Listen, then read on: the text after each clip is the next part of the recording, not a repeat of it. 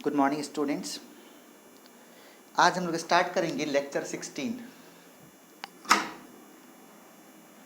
आज हम लोग स्टार्ट करेंगे लेक्चर 16। तो ये जो हम लोग लेक्चर 16 स्टार्ट करने वाले हैं, इसमें चल रहा था मानव नेत्र। क्लास 10th का फिजिक्स है और ये है मानव नेत्र। मानव नेत्र हम लोग पिछले चैप्टर में डिस्कस किए थे मानव नेत्र के बारे में, और अब जो नया चैप्टर वो है मानव नेत्र में ही आगे बढ़ेंगे हम लोग। लेकिन आज एक नया टॉपिक आने वाला है जिसका नाम है प्रकाश का वर्ण विक्षेपण। आज का हेडिंग है प्रकाश का वर्ण विक्षेपण। प्रकाश का वर्ण विक्षेपण, ये है प्रकाश का वर्ण विक्षेपण। अर्थात ये प्रकाश का वर्ण विक्षेपण का मतलब होता है कि वर्ण का मतलब प्रकाश के रंगों का टूटना। ओके, तो एक साइंटिस्ट थे जिसका नाम था न्यूटन साहब, उनके द्वारा ये कॉन्सेप्ट दिया गया था कि प्रकाश का वर्ण विक्षेपण क्या है। जरा देखिए, कहता है फिजिक्स कि मान लो ये एक प्रिज्म है, ये एक प्रिज्म है। प्रकाश का वर्ण विक्षेपण क्या है जरा समझिए। और ये आपका श्वेत प्रकाश है। ये कैसा है? ये श्वेत प्रकाश है। तो जब किसी श्वेत प्रकाश को, फिजिक्स कहता है आपका कि जब किसी श्वेत प्रकाश को प्रिज्म से गुजारते हैं, जब किसी श्वेत प्रकाश को प्रिज्म से गुजारते हैं तो वह अपने अलग अलग रंगों में टूट जाता है। तो यह अपने अलग अलग रंगों में टूट जाता है। देखेंगे, जब प्रकाश को प्रिज्म से गुजारा जाता है तो वह अपने अलग अलग रंगों में टूट जाता है। इसी टूटने की प्रक्रिया को हम लोग प्रकाश का वर्ण विक्षेपण कहते हैं। समझिएगा क्या बोलता है कि जब श्वेत प्रकाश को प्रिज्म से, ये क्या है? ये प्रिज्म है। इसको हम लोग बोल देते हैं A B C, ये प्रिज्म है।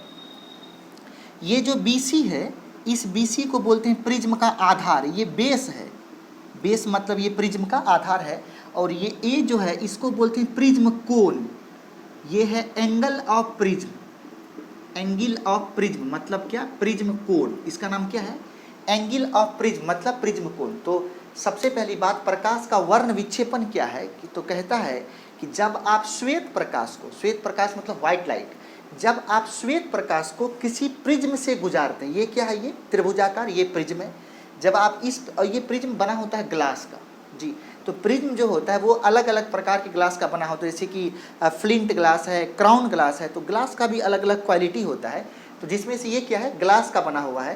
तो जब ये श्वेत प्रकाश प्रिज्म से गुजरती है तो वह अपने सात अलग अलग रंगों में विभक्त हो जाती है। और इसी टूटने की प्रक्रिया का नाम क्या है?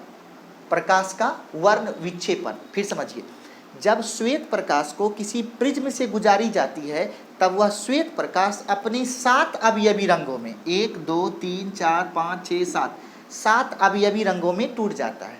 तो प्रकाश के इस प्रकार टूटने की घटना को क्या बोलेंगे? प्रकाश का वर्ण विक्षेपण। तो ये क्या है? ये है प्रकाश का वर्ण विक्षेपण। जब आप प्रिज्म के सामने में, यहाँ प्रिज्म के सामने में जब आप एक पर्दा रखोगे, ये क्या है? आपका पर्दा है। ये क्या है? पर्दा है। जब आप पर्दा रखोगे तो इस पर 7 रंग आपको क्लियर दिखेगा। 7 रंग का पट्टी, जैसे लाल, बैगनी, पीला, काला, इस प्रकार से 7 रंग का एक पट्टी दिखेगा। और उसी पट्टी का नाम है स्पेक्ट्रम। क्या नाम है उसका? उसका नाम क्या है? स्पेक्ट्रम। तो स्पेक्ट्रम क्या है कि स्पेक्ट्रम एक पर्दा है जिस पर 7 रंग का क्लियर मतलब पूर्ण रूप से पट्टी के रूप में 7 रंग क्लियर स्पष्ट दिखता है। और उसी पर्दा को हम लोग क्या बोलते हैं? स्पेक्ट्रम। फिर से, जब श्वेत प्रकाश प्रिज्म से गुजरती है तो वह अपने 7 अवयवी रंगों में टूट जाती है। और इस प्रकार 7 रंग में टूटने की प्रक्रिया क्या बोलते हैं? प्रकाश का वर्ण विक्षेपण। जब इसके सामने में पर्दा रखा जाए तो उस पर 7 रंग का पट्टी स्पष्ट रूप से दिखता है। और उस पट्टी का क्या नाम है? स्पेक्ट्रम। इस पट्टी में 7 रंग इस प्रकार है। देखिए, ये है VI BG YOR। फिर समझिए, VIBGYOR, ये है वायलेट। V से क्या हो गया? V से हो गया वायलेट। वायलेट मतलब बैंगनी। I से इंडिगो। इंडिगो मतलब जामुनी। जामुनी। बी से हो गया ब्लू, ब्लू मतलब नीला। जी से हो गया ग्रीन, ग्रीन मतलब हरा। वाई से हो गया येलो, येलो मतलब पीला। ओ से हो गया ऑरेंज, ऑरेंज मतलब नारंगी। और आर से हो गया रेड, रेड मतलब हो गया लाल। क्या हो गया? VIB एक पट्टी बनता है, उस पट्टी का नाम है विबग्योर। नीचे से ऊपर VIBGYOR, विबग्योर। विबग्योर क्या है? 7 रंग का एक पट्टी है। VIBGYOR, VIBGYOR. विबग्योर क्या है? एक 7 रंग का एक पट्टी है। विबग्योर क्या है? ये 7 रंग का एक, मतलब क्या, जब प्रकाश, श्वेत प्रकाश पड़ती है प्रिज्म पर तो वह 7 अवयवी रंगों में टूट जाती है। और इस प्रकार ये टूटने की प्रक्रिया का नाम क्या है? प्रकाश का वर्ण विक्षेपण। ये जो प्रिज्म के आधार के सामने में जो कोण होता है उसका नाम क्या है? प्रिज्म कोण। ये 7 रंग में टूटा है स्पेक्ट्रम पर, VIBGYOR। अब देखेंगे ये जो 7 रंग है इसका तरंगदैर्घ्य जो होता है, ये जो 7 रंग है, ये 7 रंग का जो तरंगदैर्घ्य होता है, तरंगदैर्घ्य मतलब क्या, यहाँ बैगनी से लेकर के कहाँ तक? लाल तक, इसका तरंगदैर्घ्य होता है। बैगनी से लेकर के जो रंग है उसका तरंगदैर्घ्य होता है 3800 एंगस्ट्रम। कहाँ से कहाँ तक? यहाँ देखिए 3800 एंगस्ट्रम से 7800 एंगस्ट्रम। फिर समझिए, मतलब यहाँ पे तरंगदैर्घ्य कितना होगा? 3800 एंगस्ट्रम।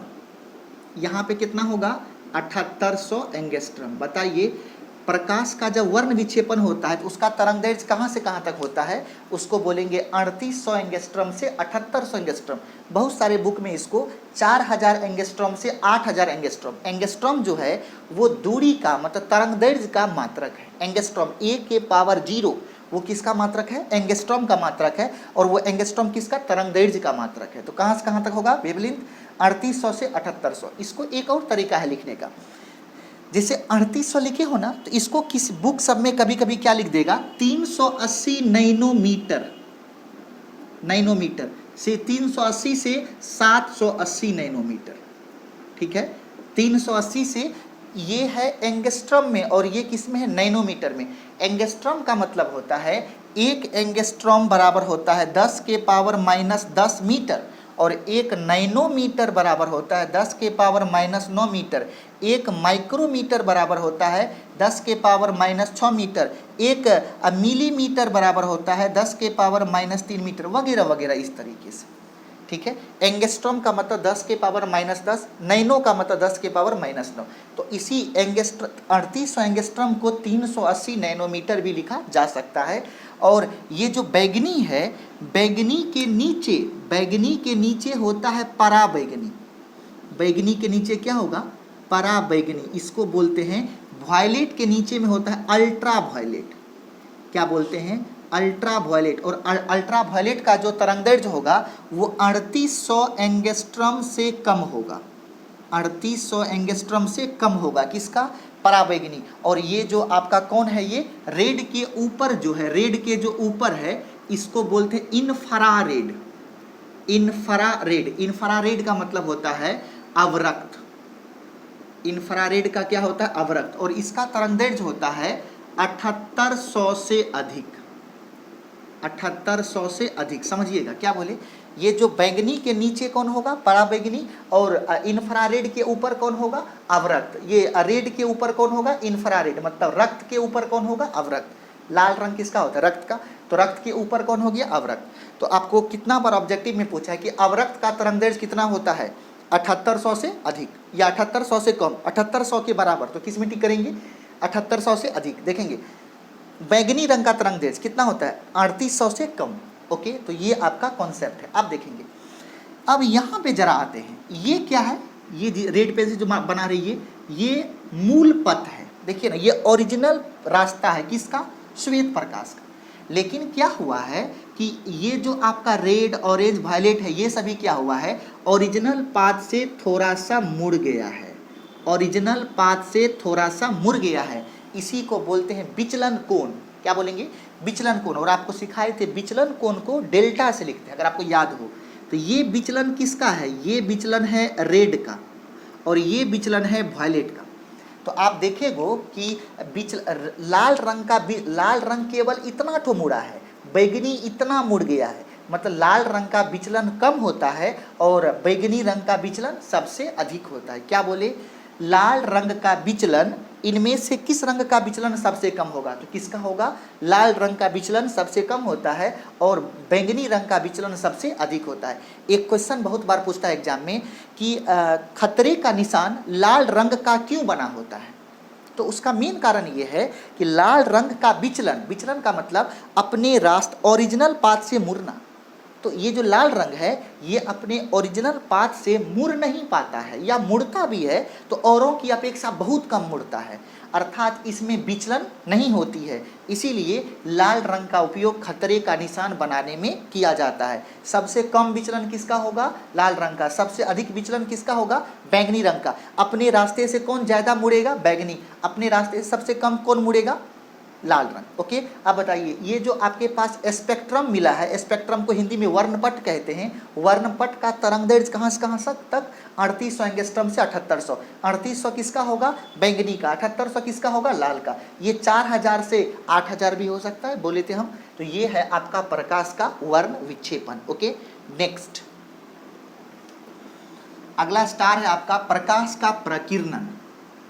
अगला हेडिंग है आपके सामने प्रकाश का प्रकीर्णन। देखिए प्रकाश का प्रकीर्णन क्या है, आज हम सोचते हैं इस चैप्टर को लॉक किया जाए। तो अगला हेडिंग है प्रकाश का प्रकीर्णन। यह है स्कैटरिंग ऑफ लाइट। प्रकाश का प्रकीर्णन क्या बोलेंगे? Scattering of light. Scattering of light, ये स्कैटरिंग क्या है समझिएगा, एकदम अच्छे से समझना है इसको। जैसे मान लो यहाँ पे सूर्य है, यह सूर्य है, तो क्या होगा? सूर्य से प्रकाश निकलेगा, सूर्य से प्रकाश निकला, सूर्य से प्रकाश निकला, और ये अंतरिक्ष है, ये अंतरिक्ष है, और ये आपका वायुमंडल है। इस कहानी को समझिए। तो वायुमंडल में क्या होता है? ढेर सारा गैस है, ढेर सारा गैस है। वायुमंडल में क्या है? ढेर सारा गैस है। तो ये क्या है आपका? वायुमंडल में ढेर सारा गैस है। देखिए इस कहानी को समझिए, प्रकीर्णन क्या है समझ में तुरंत आएगा।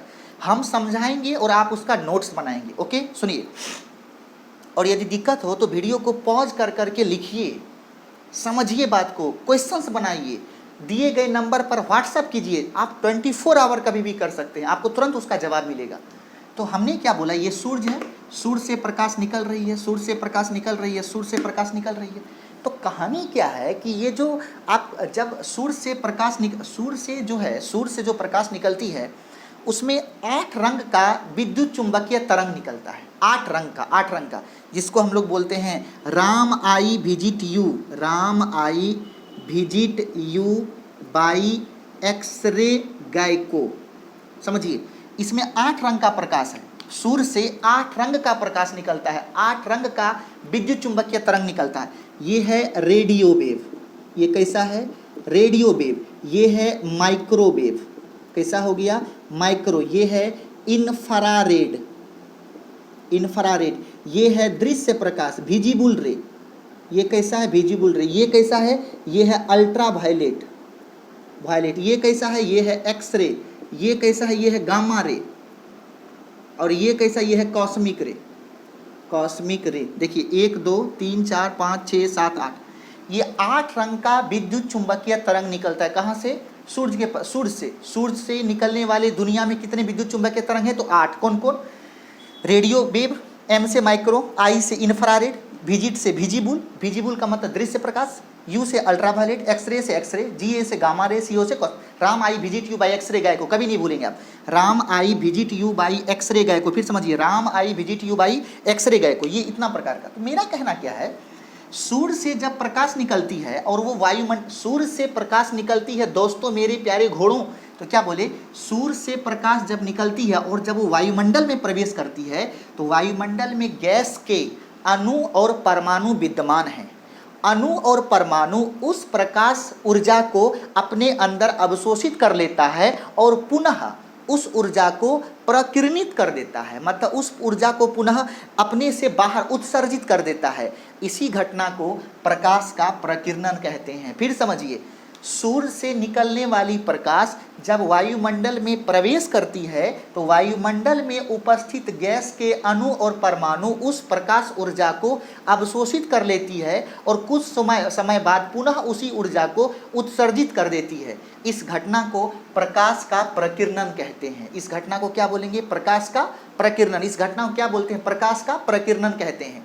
प्रकाश के प्रकीर्णन का कुछ उदाहरण है। प्रकाश के प्रकीर्णन का उदाहरण, प्रकाश के प्रकीर्णन का, अगला स्टार दीजिए। प्रकाश के प्रकीर्णन का उदाहरण देखेंगे क्या क्या है, बहुत इंपॉर्टेंट। पहला, उगता हुआ सूरज और डूबता हुआ सूरज का लाल दिखना। पहला उदाहरण, उगता हुआ सूरज और डूबता हुआ सूरज का लाल दिखना। दूसरा एग्जाम्पल है दोपहर के सूरज का उजला दिखना। दूसरा इसमें से आपको 1 से 2 ऑब्जेक्टिव 100% रहेगा। क्या बोली? उगता हुआ सूरज और डूबता हुआ सूरज का लाल दिखना। दूसरा क्या है? दोपहर के सूरज का उजला दिखना। तीसरा आकाश का रंग नीला दिखना।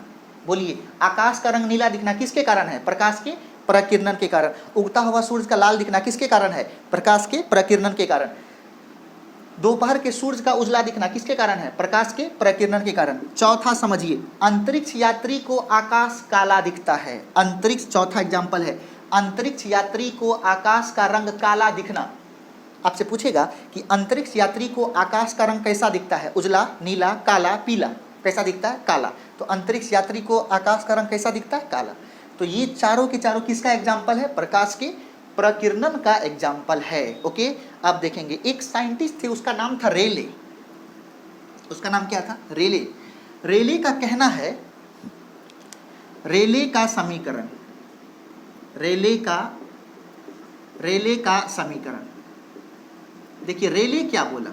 रेले का कहना था कि इसका कहना था, रेले साहब का, ये एक साइंटिस्ट थे जिसका कहना था कि मान लीजिए किसी परमाणु और अणु पर प्रकाश पड़ता है तो उसमें से प्रकाश पुनः उत्सर्जित होती है। तो प्रकाश के उत्सर्जन की मात्रा जो होती है, मतलब प्रकाश के प्रकीर्णन की मात्रा, इसका कहना था कि प्रकाश के प्रकीर्णन की मात्रा जो होती है वो इनवर्सली मतलब उल्टा समानुपाती होता है 1/λ के पावर 4। लैम्डा क्या है?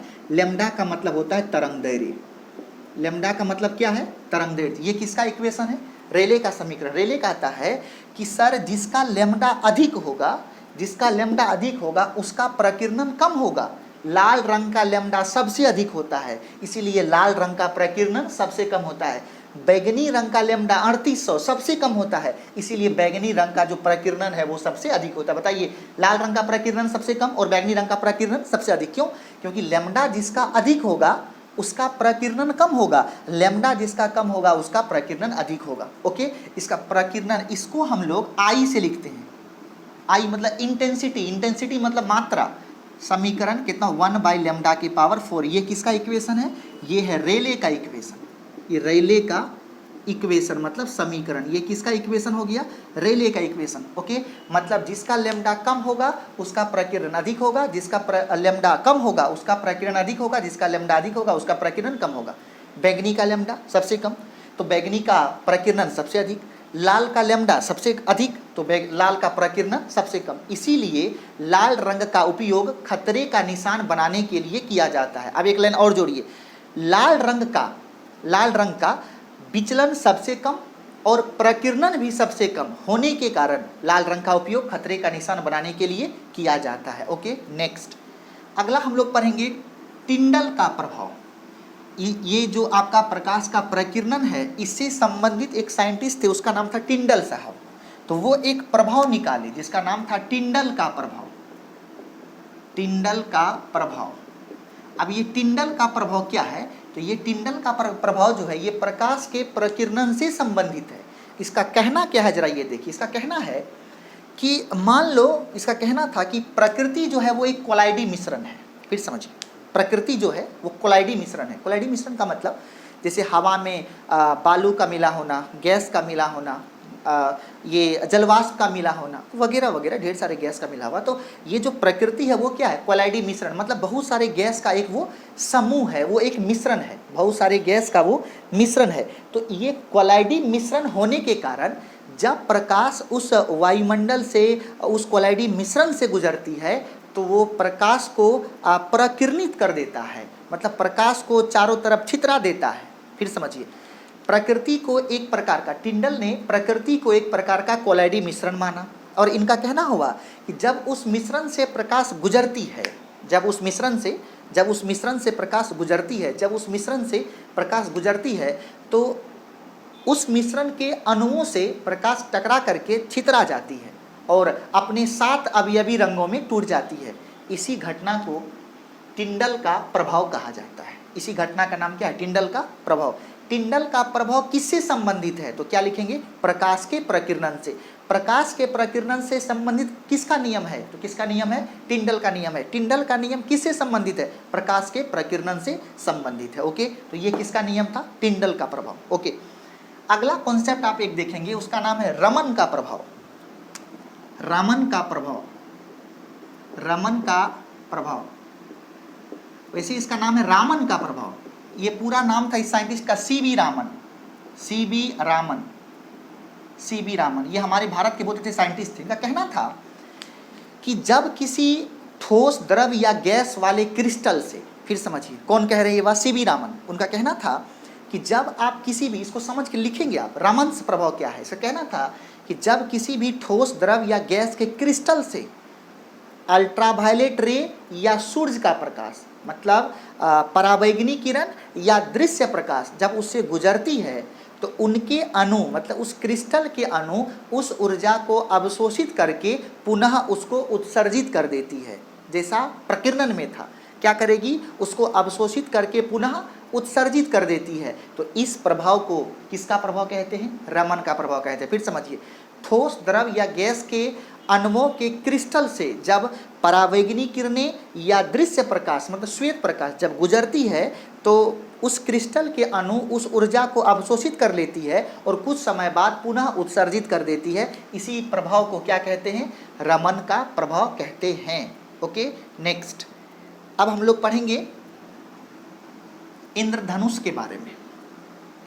अब हम लोग पढ़ेंगे इंद्रधनुष के बारे में। देखिए इंद्रधनुष कैसे बनता है, इंद्रधनुष कैसे बनता है समझिएगा। रेनबो कहते हैं इसको। सबसे पहली बात, इंद्रधनुष हम लोग बचपन में कभी न कभी सुने होंगे, बना हुआ आकाश में देखते हैं। सबसे पहली बात कि इंद्रधनुष तब बनता है जब मौसम साफ हो, भारी बारिश के बाद बारिश शांत हो चुकी हो, मतलब हल्की बारिश हो रही हो, मौसम साफ हो, हल्की बारिश हो रही हो और सूरज निकला हुआ हो, आकाश में सूर्य निकला हुआ हो। फिर समझिए, इंद्रधनुष तब बनता है जब हल्की बारिश हो रही हो, आकाश साफ हो और सूर्य निकला हुआ हो। 3 पॉइंट बोले हैं। इंद्रधनुष तब बनता है जब आकाश साफ हो, हल्की बारिश हो रही हो और सूर्य निकला हुआ हो। तब क्या होता है वो देखिए, यहाँ पे सूर्य है, तब क्या होता है वो देखिए, यहाँ पे ये कोई बूंद है, ये बूंद है। ओके, ये आपका ये बूंद है, ये क्या है? ये बूंद है। तो क्या होता है? सूर्य का प्रकाश, ये क्या है? ये प्रकाश है। ये प्रकाश जो है इधर हवा से कहाँ प्रवेश करेगी? पानी। पानी मतलब क्या? बूंद। हवा से कहाँ प्रवेश करेगी? पानी में प्रवेश करेगी। तो ये क्या होगा? अपने पथ से थोड़ा सा विचलित हो जाएगी। तो यहाँ पे ये एक नंबर कौन घटना हुआ? हवा से वो पानी में गई तो प्रकाश का अपवर्तन। जाने के बाद अंदर में यहाँ पे क्या होता है? प्रकाश टकराने के बाद पुनः इसी माध्यम में लौट जाती है। तो 2 नंबर पे यहाँ पे कौन घटना हुआ? यहाँ पे हुआ अपवर्तन, और यहाँ 2 नंबर में होता है पूर्ण आंतरिक परावर्तन। पूर्ण आंतरिक परावर्तन कौन होता है? पूर्ण आंतरिक परावर्तन। और पुनः यहाँ से प्रकाश जो है वो निकल के बाहर आ जाती है। और यहाँ पे फिर 3 नंबर, यहाँ पे क्या हुआ? यहाँ पे फिर हुआ अपवर्तन। आने के बाद जब प्रकाश यहाँ पे बाहर निकलती है तो ये अपने 7 रंगों में क्या होती है? टूट जाती है। 7 रंगों में क्या होती है? टूट जाती है। और यहाँ पे एक कलर का बैंड दिखता है, ये कलर का बैंड दिखता है। और इसी को क्या बोलते हैं? यही क्या है? इंद्रधनुष। यही क्या है? इसी को क्या बोलते हैं? इंद्रधनुष। अब देखिए, सबसे पहली बात, इंद्रधनुष तब बनता है जब आकाश साफ हो, हल्की बारिश हो रही हो, सूर्य निकला हुआ। तब सूर्य से निकलने वाली प्रकाश पानी, अरे पानी का तो ढेर सारा बूंद होगा, उसमें से कोई एक वो बूंद ले लिए, अब सब बूंद में थोड़ी बनाइएगा, एक वो बूंद ले लिए उसी में काम हो गया। जब इस बूंद में प्रवेश करती है तब उस प्रकाश का 2 बार अपवर्तन और 1 बार पूर्ण आंतरिक परावर्तन होता है। क्या बोले? 2 बार अपवर्तन, 1 नंबर 3 नंबर, 2 बार अपवर्तन और 1 बार पूर्ण आंतरिक परावर्तन होता है। फाइनली जब प्रकाश निकलती है तो वह 7 रंगों में टूट करके एक स्पेक्ट्रम बनाती है और उसी स्पेक्ट्रम का नाम क्या है? इंद्रधनुष। ओके, अगला स्टार। इंद्रधनुष हमेशा सूर्य के विपरीत बनता है। सूर्य ऊपर में तो इंद्रधनुष नीचे में, हमेशा सूर्य के विपरीत। फिर समझिए, इंद्रधनुष हमेशा सूर्य के विपरीत बनता है। और तीसरा स्टार लिखिए, इंद्रधनुष 2 प्रकार का होता है। कितने प्रकार का? इंद्रधनुष कितने प्रकार का बोले? 2 प्रकार का। इंद्रधनुष कितने प्रकार का बोले? इंद्रधनुष कितने प्रकार का? इंद्रधनुष जो है वो 2 प्रकार का। एक होता है प्राइमरी रेनबो और एक होता है सेकेंडरी रेनबो। एक होता है प्राथमिक इंद्रधनुष और एक होता है द्वितीयक इंद्रधनुष। इंद्रधनुष कितने प्रकार का? 2 प्रकार का। एक हो गया प्राथमिक इंद्रधनुष और एक होता है द्वितीयक इंद्रधनुष। द्वितीयक इंद्रधनुष। ओके, ये जो प्राइमरी इंद्रधनुष है ये अधिक चमकीला, ये चमकीला अधिक होता है और ये कम चमकीला होता है। द्वितीयक जो होता है वो कम चमकीला। बताइए सर, कौन सा इंद्रधनुष अधिक चमकीला? प्राथमिक की द्वितीयक? कौन सा होता है? प्राथमिक अधिक चमकीला और द्वितीयक कम चमकीला। प्राथमिक इंद्रधनुष में लाल रंग दर्शक की तरफ होता है। सबसे अधिक चमक किसका? लाल रंग का, क्योंकि उसका विचलन सबसे कम होता है। सर, ये जो आपका प्राथमिक इंद्रधनुष है, प्राथमिक किसे कहते हैं? वैसा इंद्रधनुष जिसमें लाल रंग दर्शक की तरफ हो। क्या बोले? वैसा इंद्रधनुष जिसमें लाल रंग दर्शक की तरफ हो, उसे क्या बोलेंगे? प्राथमिक इंद्रधनुष। और वैसा इंद्रधनुष जिसमें बैंगनी रंग दर्शक की तरफ हो, तो इसमें क्या बोले? लाल रंग दर्शक की तरफ और इसमें कौन सा? बैंगनी रंग दर्शक के तरफ। इसमें कौन सा रंग? इसमें लाल रंग दर्शक की तरफ और इसमें बैंगनी रंग दर्शक की तरफ। इसीलिए ये अधिक चमकीला होता है और ये कम चमकीला होता है। तो इंद्रधनुष कितने प्रकार का? 2 प्रकार का, प्राथमिक और द्वितीयक। कंप्लीट। नेक्स्ट, अगला जो टर्म है वो है वायुमंडलीय अपवर्तन। अगला जो टर्म आने वाला है वो है हम लोगों का वायुमंडलीय अपवर्तन। तो लेक्चर 7 का अगला हेडिंग है वायुमंडलीय अपवर्तन। वायुमंडलीय अपवर्तन। ये वायुमंडलीय अपवर्तन क्या है? सबसे पहली बात आपको ये समझना होगा कि ऊपर में सूर्य है, देखेंगे यहाँ पे आपका सूर्य है और यहाँ पे आपका पृथ्वी है। अच्छे समझना है। ये आपका वायुमंडल है, इसमें गैस है और ये आपका अंतरिक्ष है। ठीक है, अब देखेंगे अंतरिक्ष कैसा माध्यम है? अंतरिक्ष विरल माध्यम है और ये वायुमंडल कैसा माध्यम है? सघन माध्यम है। बात को समझिएगा, सूर्य है, पृथ्वी है, ये वायुमंडल ये भाग है और ये अंतरिक्ष है। अंतरिक्ष में कोई माध्यम नहीं है, इसीलिए वो विरल माध्यम है। नीचे कैसा? सघन माध्यम है। तो जब प्रकाश सूर्य में से निकल करके वायुमंडल में जाती है, मतलब विरल से सघन में जाती है, तो वह अपने पथ से विचलित हो जाती है। इसी कारण अगर हम लोग यहाँ पे मान लो कोई तारा है, यहाँ पे कोई तारा है और यहाँ से कोई देख रहा है, तो तारा से जब प्रकाश निकल करके यहाँ तक पहुँचेगा तो वो देखेंगे ये विरल माध्यम है और ये सघन माध्यम है। तो क्या होता है कि जब प्रकाश विरल माध्यम से सघन माध्यम में जाता है तो कभी दर्शक के आंख पे पड़ता है और कभी नहीं पड़ता है, क्योंकि विरल से सघन में जाने पर वो अपने पथ से हमेशा विचलित होता रहता है, इसीलिए कभी पड़ेगा कभी नहीं पड़ेगा। तो जिस समय प्रकाश आंख पे पड़ेगा तो ये तारा चमकता हुआ दिखेगा, जिस समय नहीं पड़ेगा तो ये तारा चमकता हुआ नहीं दिखेगा।